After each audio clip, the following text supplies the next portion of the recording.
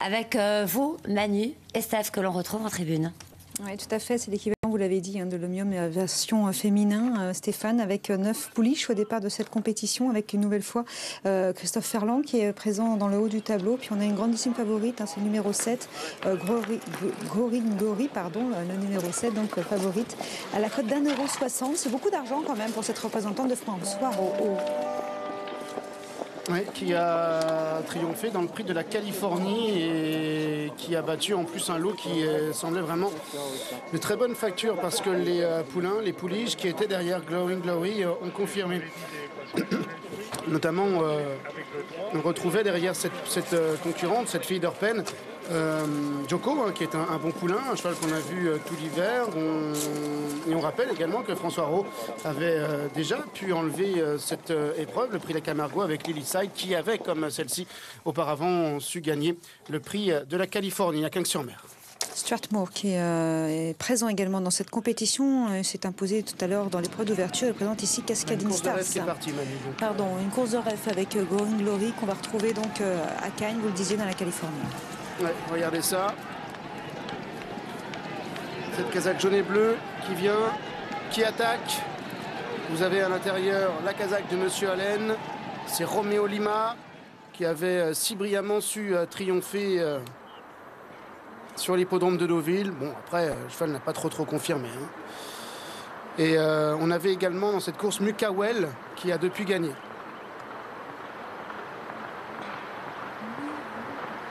Qui a même bien gagné une course B. Stéphane Pasquier qui est associé donc à la fille d'Orpen, grande favorite présentée par François Rowe. On lui oppose quand même bien directement le numéro 8 Pitamor qui a couru une seule fois et qui s'est imposé et donc qui participe directement dans la foulée à ce prix La Camargo. C'est l'entraînement de Carlos Lafont-Parias et donc la casaque des frères, Vertemer et frères. On va regarder une autre course de référence.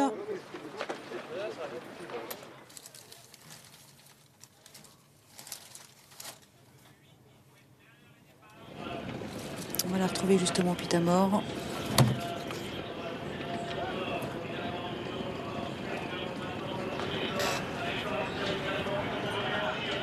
C'était à Deauville, 5 mars dernier, des débuts convaincants sur la piste en sable fibré. Ce jour-là, donc, elle allait triompher facilement.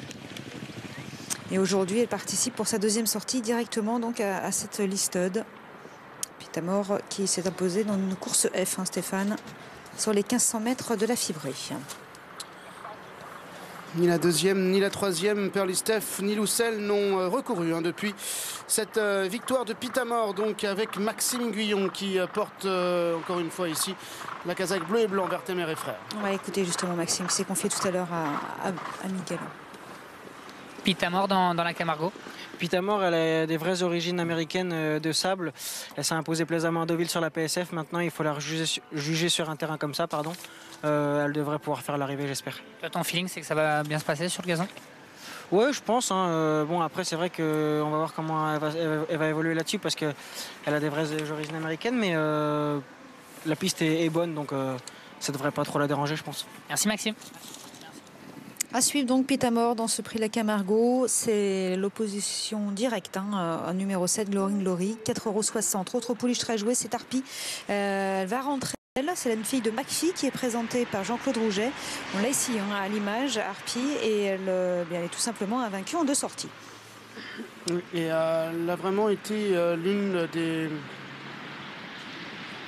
bonnes pouliches de Jean-Claude Rouget, je pense, l'an dernier. C'est vrai qu'elle a fait superbe impression. Ouais. J'en ai discuté un peu là dans le rond de présentation. Parce qu'elle fait une rentrée quand même depuis le mois d'août.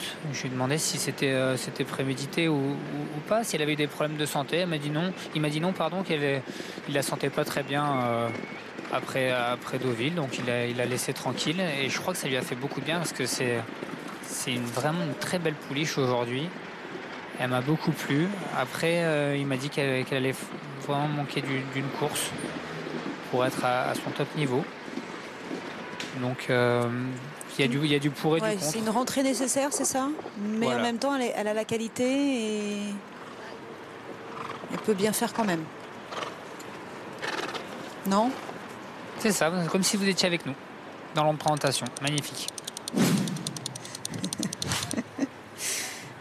Alors tout à l'heure, vous nous disiez, Iceberg, vous n'avez pas trop plu, c'était le favori, vous avez même préféré son autre représentant qui a gagné, Winsweet, un représentant de la Kazakh Vertemer et Frères. Est-ce que là, il y en a une en particulier qui vous a vraiment bien plu? Moi, j'ai bien aimé Harpy. Après, voilà, un petit peu refroidi quand même par Jean-Claude Rouget. Mais sinon, il y a de belles pouliches. J'ai beaucoup aimé Saint-Amarante, le numéro 2. Présenté par Yves de Nicolaï. Une jolie pouliche alezane qui m'a beaucoup plu en présentation. Mais c'est assez homogène. Vraiment, il y a de très belles pouliches. Après, la favorite a l'air d'être une bonne favorite, je trouve, par rapport à la course précédente. Elle me rassure un peu plus. Moi aussi. Après, j'ai demandé à Christophe Ferland s'il voulait s'exprimer. Il m'a dit qu'il attendait vraiment à chaud pour voir ce qu'il allait faire et voir si surtout Iceberg était bien rentré, parce que c'est un peu trop mauvais pour être vrai. Christophe Ferland qui présente ici le numéro 1, Nouvelle Vague pour la Kazakh d'Éric Purari.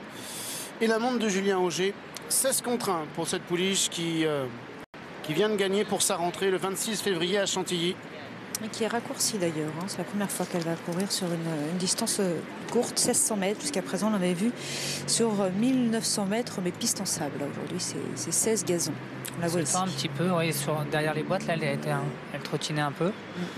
Mais c'est une belle pouliche, une grande et belle pouliche qui m'a bien plu également. Elle vient de battre une pouliche de Freddy Head, un Tchega de Saoudad, qui avant d'être deuxième de celle-ci avait été huitième et qui a recouru depuis en étant 12e. Voilà. Freddy est déjà à Dubaï, il vous attend. Ok. Oui, parce qu'il va avoir une superbe carte à jouer dans le Dubaï Turf. L'ancienne Dubaï Duty Free, il aura solo pour Vertemer et Frères. Maxime Guillon d'ailleurs va faire le déplacement aussi pour honorer son contrat.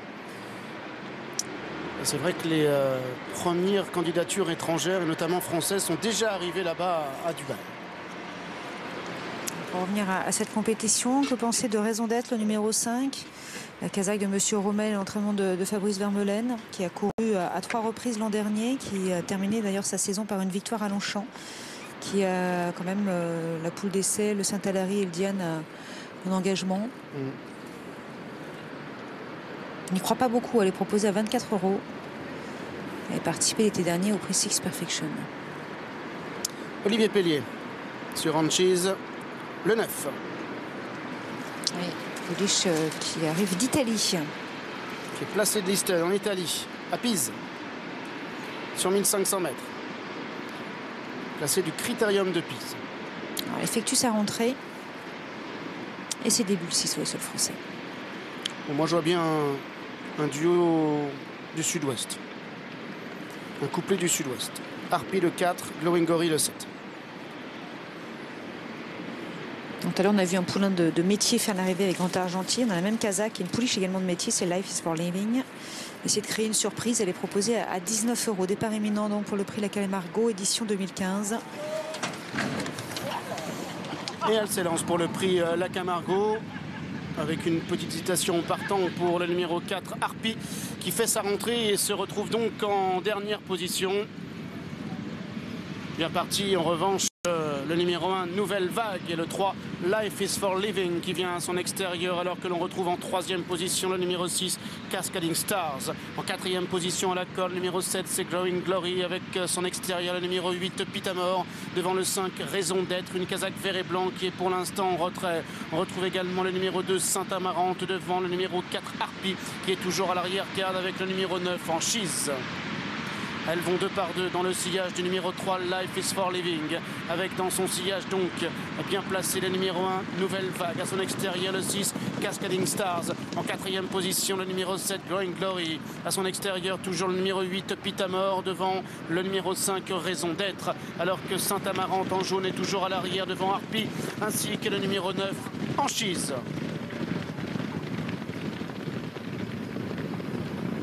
La dernière ligne droite avec le 3 Life is for Living qui a toujours le meilleur, galopant encore assez librement semble-t-il, mais à son extérieur vient le numéro 1 Nouvelle Vague à son extérieur, accompagné encore par Glowing Glory qui est à la corde avec raison d'être, alors que Pitamor refait du terrain également devant le numéro 6 Cascading Stars. Nouvelle Vague qui a encore l'avantage, mais à son extérieur Pitamor qui est lancé, Saint-Amarante également le numéro 2 qui va maintenant de plus en plus fort à l'extérieur. Saint-Amarante qui prend l'avantage maintenant sur le numéro 8 de Pitamor. Saint-Amarante le numéro 2 qui va s'imposer.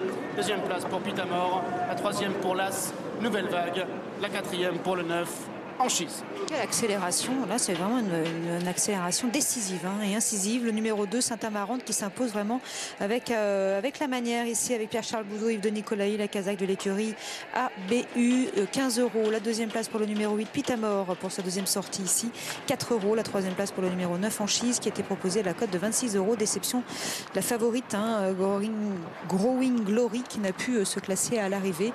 Quant à Harpy, elle a encore mis un temps d'arrêt à l'ouverture des stades. Elle avait déjà fait ça le jour de ses débuts. Elle fait d'ailleurs un truc parce qu'elle était revenue après s'imposer. Et là, elle a encore mis un temps d'arrêt à l'ouverture et c'était un peu plus compliqué de revenir. Alors, je ne sais pas si Miguel est un voyant, c'est un devin, mais rien qu'en les regardant marcher, il trouve les gagnants. Bravo Miguel. Non, ouais, bravo à elle. Moi, elle m'a belle accélération parce que elle est vraiment très très belle et elle a marqué un peu le pas dans la première accélération entre la ligne droite et après je trouve qu'elle montre beaucoup de classe pour s'imposer. Elle s'impose encore en belle pouliche. On est vraiment gâtés cet après-midi avec des chevaux de belle qualité, de grande qualité qui s'imposent cet après-midi au Val d'Or. Et donc cette Saint-Amarante qui fait elle aussi impression, la fille de Le Havre. Et on en profite tout autant que vous. Voilà, nous allons conclure cette séquence avec elle. En plus, elle est belle, de 8, As, 9 et 4. On tourne une page de pub et on file à Nantes. C'est de l'obstacle qui est d'actualité sur l'hippodrome du Val d'Or. Et avant de nous intéresser pleinement auprès du Roussillon, nous allons revenir sur la Camargo avec Pierre-Charles Bourdeau qui s'est imposé avec Saint-Amarante pour l'entraînement. Yves Nicolaï, on l'écoute. PC, c'est beau ce qu'elle fait Saint-Amarante. En entrée ligne droite, elle avait un petit peu de peine à accélérer, mais après, ça n'a pas duré longtemps. Non, c'est vrai que ça n'a pas duré longtemps. C'est une pouliche qui a une pointe, donc j'avais pas spécialement envie de venir trop tôt. Donc j'ai pris un petit peu l'aspiration de Maxime qui m'a emmené loin. C'est vrai qu'après, quand je l'ai décalé, elle a vraiment fait des belles foulées. Et c'est vrai qu'aussi dernièrement, elle m'avait déjà donné une bonne impression. Et puis c'est une pouliche qui a pas mal de réserves, qui est très facile, ce qui est très important, je pense. Et c'est une bonne leçon, en plus j'ai envie de dire pour l'avenir, leur apprendre à accélérer. Est-ce que justement, en parlant de cet avenir, tu penses qu'elle peut monter la Camargo? On peut envisager plein de choses après cette course. Bien sûr, c'est une pouliche qui va monter, qui pour moi a de gros moyens. En plus, elle progresse au fur et à mesure de ses courses. Aujourd'hui, c'est vrai qu'elle ne peut pas avoir une meilleure leçon parce que je lui ai vraiment demandé rien qu'au bras. Elle a fait vraiment très facilement la différence. C'est une pouliche avec qui on peut, je l'espère, envisager les belles échéances. Et ça me fait plaisir d'ailleurs parce que ça fait très longtemps que je travaille avec monsieur Nicolaï. Et ça fait plaisir de retomber sur un bon cheval ensemble. Voilà, victoire de Pierre-Charles Boudot ici associé à Saint-Amarante à l'occasion du prix de la Camargo et qui a laissé donc une belle impression. On rappellera qu'elle est la gagnante de la Camargo, que Green Sweet tout à l'heure a remporté l'Omnium et puis aussi la très grosse impression de Galayon à l'occasion de notre deuxième rendez-vous. On va s'intéresser à la 6e course, le prix du Roussillon et on va retrouver Cricket avec vous Miguel. Oui, exactement. Vous présentez un des X de la course Cricket. Oui, ça fait longtemps que je ne vous ai pas embêté. Ça me fait plaisir de vous avoir au micro d'Equidia. C'est Silva Plana, le numéro 6, qui reste sur 2 troisième places, l'année dernière.